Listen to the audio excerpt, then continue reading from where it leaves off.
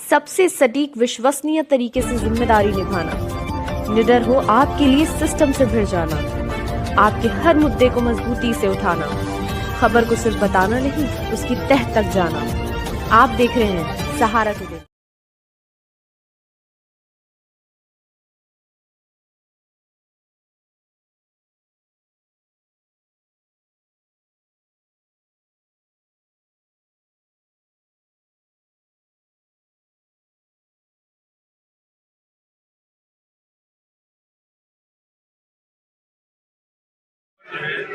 जिस क्लब में बजट की समीक्षा की गई, सभी व्यापारी समाज के लोग आए, अपनी अपनी राय रखी है और हम कुछ व्यापारी भाइयों से बात करेंगे।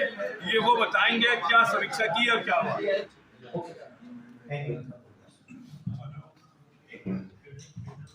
जैसा कि आपने बताया, ओपनिंग 2023 की 50 लाख रुपए की है। 23-24 में मैंने 25 लाख रुपए की परचेजिंग करी, लेकिन पेमेंट मैंने जो किया वो 30 लाख का किया।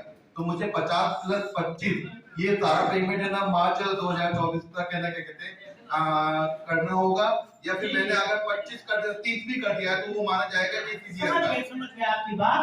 माने ओपनिंग बैलेंस आपका 1 अप्रैल 23 को पिछले लास्ट ईयर की परचेजेस माने 22-23 की परचेज से रिलेटेड था, जो अनपेड था क्रेडिटर्स के रूप में आपके बैलेंस शीट में अपीयर हो रहा है।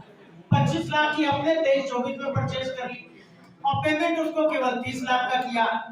तो अब आप या तो अपने क्रेडिटर से जो 25 लाख की बाकी है इस ईयर की परचेज, उसका स्पेसिफिक सर्टिफिकेट ले लीजिए कि ये 25 लाख का पेमेंट हम इस माल का पेमेंट आपको दे रहे हैं, कंफर्म करा लीजिए उससे, तब आपके पास कोई झंझट नहीं रहेगी। अदरवाइज विभाग तो झंझट के लिए बना है, फंसाएगा आपको, फिर बचाएंगे हम लोग करेंगे। हेलो, इस मंच पे सभी लोग बैठे हैं, उनका मैं हार्दिक अभिनंदन करता हूँ। सबसे मेन बात है कि हमको व्यापारियों को सबके फोन नंबर चाहिए। जब समस्या आएगी तो हम आपको ड्यूटी के लिए चाहते हैं कि बहुत सी चीजें व्यापारी या उनके जो सहयोगी होते हैं उनकी चाहते हैं, तो उसको डिटेल करते हैं। बहुत से लोग कहते हैं बताइए कि क्या व्यापार कर रहे हो, मालूम नहीं है कहाँ से माल आता है। तो देखिए कॉर्पोरेशन के ऊपर भी हमारे बहुत डिपेंड करेगा। अगर हम हर चीज इग्नोर। मैं संदीप चेयरमैन और आशीष मैं बजट बहुत आया, बहुत आया है, कहीं पे कोई दिमाग लगाने की जरूरत नहीं है। आज कानपुर जो व्यापार मंडल ने एक नई पहल की है कि बजट में सब व्यापारियों के मन के जो सवाल होते हैं, जो चिंताएं होती हैं, वो हमारे एक्सपर्ट हैं जो नरपत जैन जी उनको बुलाया है, आशीष मंदिर को बुलाया है और संतोष को बुलाया है। उन्होंने बताया कि हम व्यापारियों को क्या क्या सावधानी रखनी चाहिए, कैसे हमको व्यापार करना चाहिए। व्यापार में 1 घंटा आपको अपना लिखा पढ़ी अपने पेपर पे मौजूद रहना चाहिए, क्योंकि आज की तारीख में सरकार आपको कहीं पे भी माफ नहीं करेगी और ये बहुत अच्छा रहा कि एक आह्वान में हमारे सारे व्यापारी और हमारे और मेरी मोदी जी से एक निवेदन है, एक रिक्वेस्ट है कि व्यापारी जो गाय के समान दूध देती है ना। लोग कहते हैं, पुरानी कहावत है कि गाय यदि दूध दे रही है उसकी लात भी खाती है, और यहाँ पे सरकार और जो ऑफिसर हैं वो खुद गाय को लात मारने के अत्याचार न करें। व्यापारी को चोर समझना बंद करें। व्यापारी कोई भी चोरी नहीं करना चाहता है। आप टैक्स को इतना सरल करें और टैक्स प्रणाली को इतना सरल कर दें कि व्यापारी टैक्स देने के लिए सहज तैयार हो, और व्यापारी जो चाहे आप टैक्स जितना कम कर दें या ज्यादा करें, उसका मार्जिन 10 रुपये बचना है तो 10 रुपये ही बचेगा, चाहे वो कच्चे में काम करे या पक्के में। कोई भी व्यापारी चोर नहीं बनना चाहता है। आप कहीं ना कहीं कुछ ना कुछ पॉलिसी ऐसी है, ब्यूरोक्रेसी के द्वारा पॉलिसी ऐसी बनाई जाती है कि वो रास्ते अपने लिए निकालते हैं, ना कि व्यापारी। और विशेष सलाह क्या बजट में आया उसके लिए हमारे विशेष एक्सपर्ट आशीष समीक्षा की गई क्या? ये जो बजट पेश हुआ है क्योंकि चुनावी साल है, सरकार में परंपरागत रूप से कोई भी टैक्स की दरों में बदलाव नहीं है, तो जो जैसा चल रहा था वैसा चलेगा।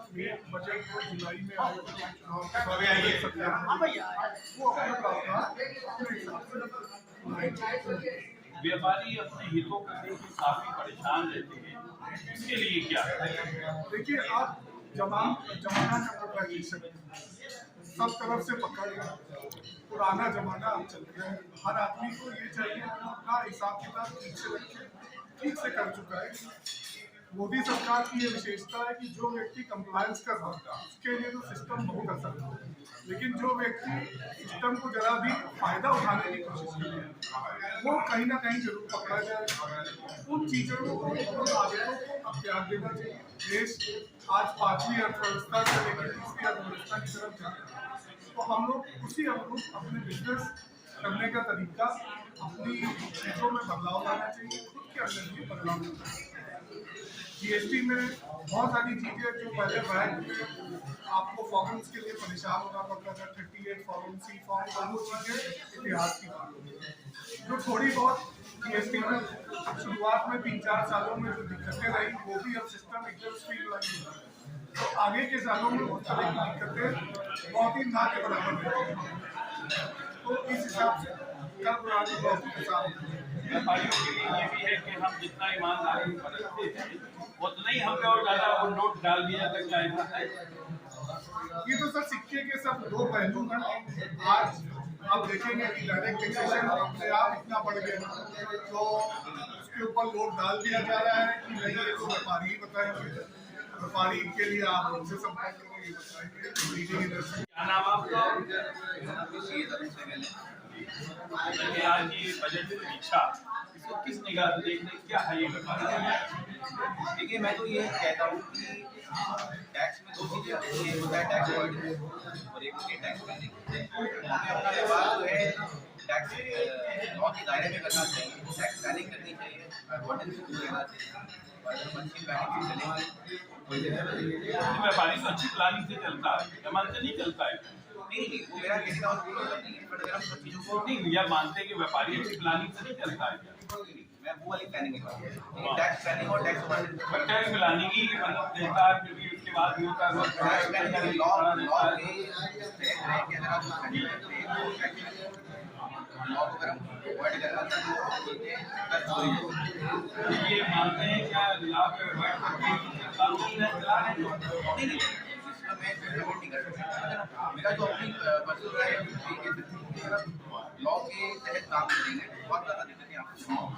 दिक्कत ये है सर कि जो अधिकारी वर्ग है वो ऐसा मान के चलता है कि व्यापारी कर सरकार ऐसा नहीं, काफी दिन से लगा हुआ सरकार तो प्रावधान उस हिसाब से नहीं पा रही, पर जो नियमों को इम्प्लीमेंट करना है उनकी मानसिकता भी बदलनी चाहिए। वो भी पुरानी मानसिकता से चल रहा है और ये मान के चल रहे हैं कि व्यापारी कर चोरी में संलिप्त है, जबकि आज की तारीख में इतनी पकड़ सब जगह से आ गई है, इनवॉइसिंग है, उनके बिल है, उसके बाद भी यह व्यापारी सब तरह से कर अपना छुपा रहा है।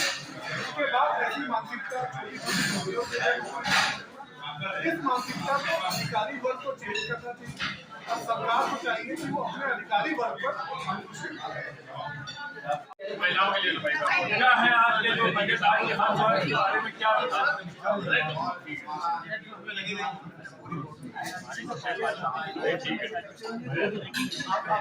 व्यापारियों के लिए कुछ नहीं है,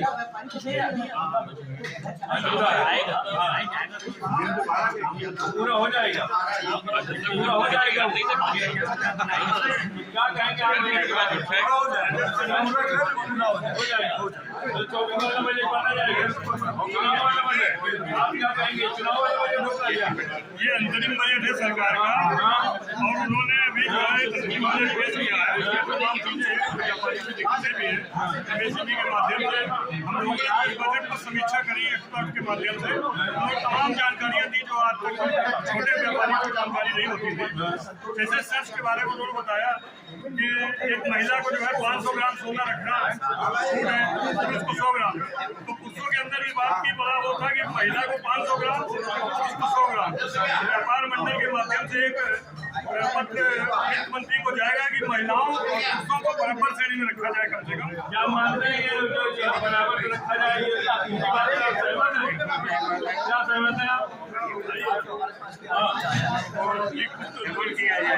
आप बताइए आज बजट के बारे में आप क्या कहेंगे?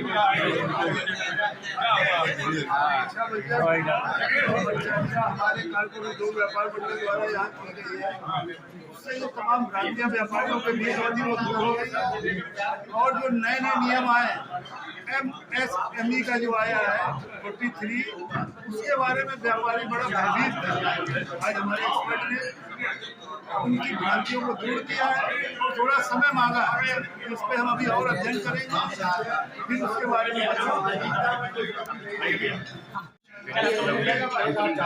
समीक्षा बैठक जिसमें ये हमारे लिए दी गई है, हम उन लोगों को उसका सलूशन से उन्होंने क्वेश्चन पूछे, उसका जवाब दिया और विचार किया कि हम लोग को 3 महीने में एक बैठक करनी चाहिए, इससे व्यापारियों को उनके सुझाव आएंगे और उनकी समस्याओं का हल। समीक्षा बैठक तो बहुत होती है, लेकिन व्यापारी जस का तस खड़ा रहता है, क्या बात है, इसके लिए क्या कहेंगे? सही बात है कि उसकी कमी है भाई, आप ये सलूशन आपको दिया जा रहा है, काम को आपको करना है। यदि व्यापारी काम नहीं कर रहा है क्या? व्यापारी इतना बड़ी बात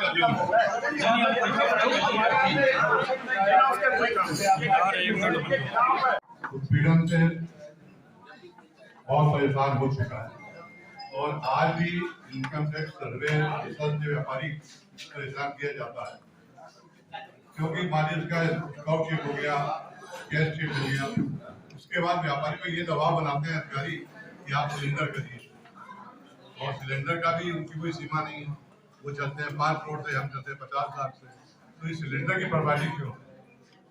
मान लीजिए हमारा स्टॉक ज़्यादा है तो हमारा बैटरी लगाइए आप, स्टॉक बराबर है, गैस ठीक है, उसके बाद पेनल्टी का दबाव शुरू करना है। देखिए, जहाँ तक अभी अपने कानपुर की एक्टिविटी के लिए चाहते हैं कि बहुत सी चीजें व्यापारी या उनके जो सहयोगी होते हैं उन्हीं चलाते हैं, तो उसको डिटेल करते हैं, बहुत से लोग कहते हैं पता ही नहीं है क्या व्यापार कर रहे हो, मालूम नहीं है कहाँ से माल आता है। तो देखिए, कॉर्पोरेशन के ऊपर भी हमारे बहुत डिपेंड करेगा। अगर हम हर चीज इस मंच पे सभी लोग बैठे हैं, उनका मैं हार्दिक अभिनंदन करता हूँ। सबसे मेन बात है कि हमको व्यापारियों को सबके फोन नंबर चाहिए, जब समस्या आएगी तो हम आपको बजट को लेके क्या कहना चाहेंगे और व्यापारियों से क्या बताना चाहेंगे? हमारे प्रधानमंत्री जी का विजन बहुत अच्छा है, पूरे देश में रोटी, कपड़ा और मकान सबको देना चाहिए। 3 करोड़ मकान उन्होंने पहले दिए और 2 करोड़ मकानों के लिए और उन्होंने इस साल के बजट के लिए, इसका मतलब हमारे देश में 5 करोड़ लोगों को फ्री मकान मिलते हैं, 81 करोड़ लोगों को फ्री अन्न दिया जाता है। तो इसका मतलब उनका ये विजन है कि पूरे देश में कोई भी आदमी भूखा ना रहे, ये उनका विजन है। सबको रोटी, कपड़ा और मकान मिलता है। ये मोदी जी ये विजन पहले कभी भी किसी का नहीं रहा, तो हम लोग मोदी जी की पूरी प्रशंसा करते हैं। बड़ा अच्छा बजट है और उन्होंने हवाई सेवा को प्रमोट करने की कोशिश की है।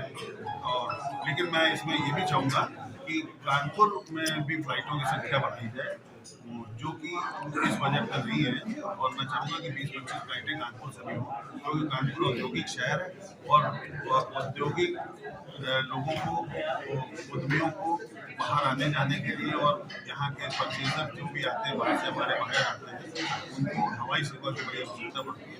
तो इसलिए मैं मोदी जी से अनुरोध करूँगा कि आपने हर जगह सबको कुछ न कुछ दिया और हमारे कानपुर की जो हवाई सेवा है उस पर भी थोड़ा ध्यान अवश्य देंगे। पिछले बजट के मुकाबले इस पर क्या बेहतर आपको नजर आया?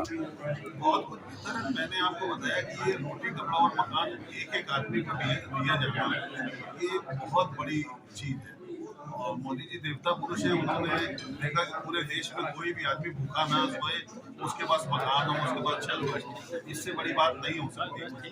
और सबसे बड़ी बात एक कानपुर के लिए मैं और आपको बताऊं कि चेस फेडरेशन ऑफ इंडिया के प्रेसिडेंट मेरे छोटे भाई हैं संजय कपूर जी, तो सबसे पहले आज निर्मला सीतारमण जी ने चेस के लिए बोला कि चेस में 80 से ज़्यादा ग्रांड मास्टर हो गए हैं, जो कि पिछले 3 सालों में 3 साल पहले मात्र 12 थे। इस समय 84 ग्रांड मास्टर हो गए हैं पूरे इंडिया में। प्रज्ञानंद वर्ल्ड नंबर 2 हो गया, उसमें केवल केवल ये मोदी जी के आशीर्वाद से हुआ है। मोदी जी ने खुद विशेष तौर पर इसको देखा और आपने देखा कि आज चेस जो है नंबर 2 पे आ गया और जल्दी ही पूरे वर्ल्ड में चेस नंबर 1 पे। ठीक है। सभी का ये राय है कि ये ऐसा बजट है, इससे बहुत कुछ उम्मीद नहीं है कि सरकार अपने खर्चे को लेकर चुनाव तो इससे हम लोगों को पहले भी बहुत सरकार के विरोध, लेकिन जिस प्रकार से उन्होंने आज दिखाया है कि ये बजट देश की तरक्की का बजट है, किस प्रकार से हम चाहे इंफ्रास्ट्रक्चर